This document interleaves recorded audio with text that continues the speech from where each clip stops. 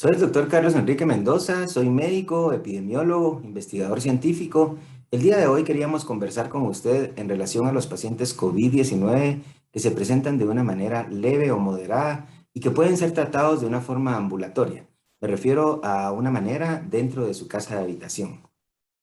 Hablaremos entonces de cómo cuidar a un familiar con COVID-19 en el hogar. Con esto, pues entonces queremos decirles que cada 10 pacientes que tienen contacto con COVID-19, 4 de ellos son asintomáticos. Significa que no presentan ningún síntoma. Y otros 4 pueden presentar la enfermedad de forma muy leve o moderada. Podría decirse que como un catarro más o menos fuerte, pero de leve a moderado, y que entonces no necesitan la intervención de un centro hospitalario o de un proveedor de salud en persona, sino que únicamente puede darle las indicaciones para que usted pueda ser tratado en su casa de habitación. Y existen 2 de esos 10 pacientes que definitivamente tendrán problemas respiratorios y necesitarán de una asistencia médica, una asistencia complementaria respiratoria. Pero aquí tenemos 6 preguntas. La primera es, ¿sabe usted entonces en este momento cómo manejar a un familiar que se encuentra en este caso leve o moderado? ¿Ya tiene un plan estipulado con su familia? ¿Sabe qué hacer para no contagiar al resto de su familia? ¿Tiene ya un plan consensuado con todos los miembros de su familia en relación a los mecanismos de alerta y cómo referirlo en caso de que fuera necesario? ¿Sabe cuáles son los signos de alarma para poder buscar esta ayuda médica oportuna? ¿Sabe cuándo su familiar ya se encuentra curado o se le puede decir que es un caso ya recuperado para que pueda insertarse nuevamente a su actividad laboral? El día de hoy hablaremos entonces de este caso sospechoso. Nosotros hablamos durante la pandemia que un caso sospechoso es todo caso que presente una infección respiratoria superior. Como ya hemos platicado, hay casos asintomáticos y hay pacientes que pueden presentar un único signo o síntoma o varios de ellos en su conjunto. Diferenciemos qué es un signo y qué es un síntoma. Un síntoma es todo lo que el paciente siente. Él podría decirle a su proveedor de salud que siente un dolor de garganta, pero su médico no podrá corroborarlo. Esto es un síntoma. Y un signo es todo aquello que el paciente describe y que el médico puede cuantificarlo. Hagamos de ejemplo la fiebre. El paciente puede decir que se siente con fiebre y el médico puede cuantificarle la fiebre. Los signos y síntomas de COVID más frecuentes son fiebre, dolor de cabeza, secreción de nariz, tos que puede ser productiva o no, dolor opresivo en el pecho, dificultad respiratoria, puede haber pérdida del olfato o pérdida del gusto. Pueden existir también problemas gastrointestinales como náuseas, vómitos o inclusive diarrea. Existen dolores musculares, que son mialgias, o dolores articulares, artralgias. Existe una fatiga, que puede haber una fatiga tanto física como mental. Cualquier signo o síntoma presentado durante la pandemia se puede decir que es un caso sospechoso de COVID-19. Y otra definición de caso sospechoso es todo aquel paciente o aquella persona que tuvo contacto con un caso positivo de COVID-19. Ahora bien, un caso confirmado es este caso sospechoso que un proveedor de salud lo evaluó o que decidió hacerle una prueba de antígeno por medio de un hisopado o un PCR y su resultado haya sido positivo para COVID-19. Acá es donde tenemos que hacer una diferencia entre la palabra cuarentena y la palabra aislamiento. La palabra cuarentena significa un paciente de un caso sospechoso que debe de quedarse y separarse del resto de la sociedad mientras está siendo evaluado para descartar o para confirmar que tiene COVID-19. En el caso del descarte, pues puede seguir las indicaciones de su médico para la enfermedad o la patología que esté presentando y reinsertarse en sus actividades normales. Pero en el caso de que el caso sea confirmado por medio de laboratorio, este paciente tiene que entrar en aislamiento. Significa aislarse totalmente de todas las personas y de su núcleo familiar con el objeto de no contaminar al resto de la familia. Para esto, entonces, nosotros tenemos que asignar dentro de la familia, si es un caso leve o moderado, a la persona menos vulnerable, la persona que tenga el menor riesgo de contraer la enfermedad. Debe de ser una persona que esté anuente a colaborar, debe de ser una persona que no sea mayor de 60 años y una persona que no tenga una enfermedad crónica. Si una persona tiene hipertensión arterial, tiene diabetes, tiene una insuficiencia renal crónica que necesite diálisis o tiene cualquier enfermedad que su sistema inmunológico está deprimido, no es la persona óptima para cuidar a este paciente. El por qué es que nosotros debemos de cuidar al enfermo, pero cuidar al cuidador, valga la redundancia. Para esto nosotros tenemos varios parámetros y vamos a empezar hablando de que si un paciente ya es positivo en su núcleo familiar y usted ya definió a la persona que le va a dar el soporte, pues entonces de preferencia esta persona enferma debería de tener o mantenerse en una habitación sola, de preferencia que tuviera un baño privado, un baño individual. Si esto no es posible, la persona puede compartir la habitación, pero debería de mantener una distancia de por lo menos 2 metros con la otra persona y utilizarla únicamente para dormir. Si puede salirse de esa habitación es mucho mejor. Ahora bien, está escrito en la literatura que la ventilación natural es una de las mejores formas de propagar la enfermedad. La habitación debe de permanecer ventilada. Y otra de las cosas es dedicarse a la limpieza de la habitación y la limpieza de las superficies con las que el paciente esté teniendo contacto. Esta actividad, si el paciente está de leve a moderado, puede realizarlas él mismo. Claro, los insumos necesarios para realizar esta limpieza y desinfección de la habitación deberán ser colocados en la puerta, en un banquito, por ejemplo, y mantener la puerta cerrada para que el paciente únicamente saque los utensilios, los pueda utilizar y de manera lenta pueda hacer esa limpieza de la habitación y del baño, y al terminar con esa limpieza puede volver a colocar los objetos para que el cuidador pueda llevarlos a donde corresponde. Esto es muy importante.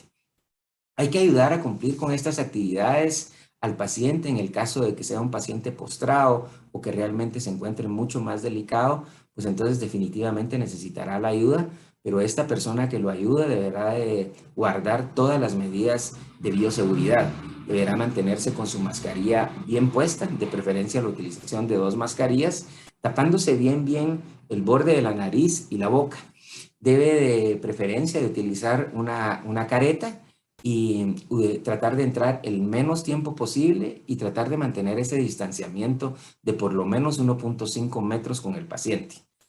Siempre la habitación ventilada y tratar de llegar exclusivamente a hacer las actividades que tenga que hacer de monitoreo o de limpieza y retirarse de la habitación y estar el menos tiempo posible dentro de esa habitación.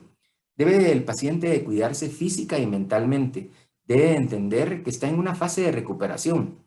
No se trata de un espacio para ponerse al día con el trabajo, de arreglar ciertas cosas, sino que tiene que dedicarse a descansar y a seguir las indicaciones de su proveedor médico y a descansar para tener una recuperación mucho más pronta. Debe de seguir teniendo contacto con otras personas por medio de WhatsApp o por medio de teléfono, aunque aquí es importante que no debe de estar cansado y estar hablando todo el día por teléfono. Recuerde que es una enfermedad que disminuye el oxígeno y que va a tener dificultad respiratoria. Por lo tanto, es mejor utilizar únicamente WhatsApp y tratar de mantenerse lo más optimista y activo posible. Al hablar de actividad, debe realizar un ejercicio de forma moderada dentro de la habitación y tratar de mantenerse distraído. Como ya les habían comentado, debe de mantener la puerta cerrada y la comunicación debería de ser a voz alzada con la persona que lo está cuidando o bien por medio de WhatsApp o teléfono. La utilización de esa careta protectora para la persona que lo esté cuidando, y si tienen la necesidad de estar cara a cara, deben de mantener ambos la careta facial, la mascarilla, perdón, y en el caso de que el paciente tenga dificultad respiratoria, pues no es necesario que la tenga, pero el cuidador sí tiene que mantener esa distancia y estar el menor tiempo posible con esta persona. Ambos deben de lavarse las manos frecuentemente con agua y jabón o con la utilización de un gel arriba del 60% para realmente mantener desinfectados sus manos, y con esto tratar de evitar el contagio si accidentalmente se toca los ojos, la nariz o la boca. Para la entrega de ropa limpia y cambios de sábanas, por ejemplo, en la cama, o la entrega de alimentos o utensilios de limpieza, debe de colocarlo en ese banco y tocarle la puerta para decirle que ya están, y esta persona podrá ingresarlos. Con los cambios de ropa no es necesario tener un cuidado extremo con la ropa. La enfermedad no se transmite por esa vía Y la ropa puede ser introducida en una lavadora, puede ser puesta a secar bajo el sol o bien en una secadora, que no existe ningún problema en relación a este tema.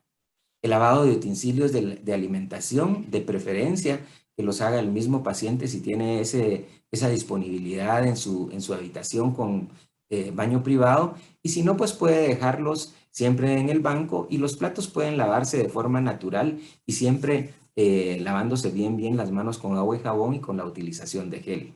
En relación a la ropa sucia ya lo platicamos, y lo que sí es muy importante es que los desechos del paciente en relación, por ejemplo, a secreciones nasales o sangre, deben de ser introducidos en un basurero que tenga una bolsa.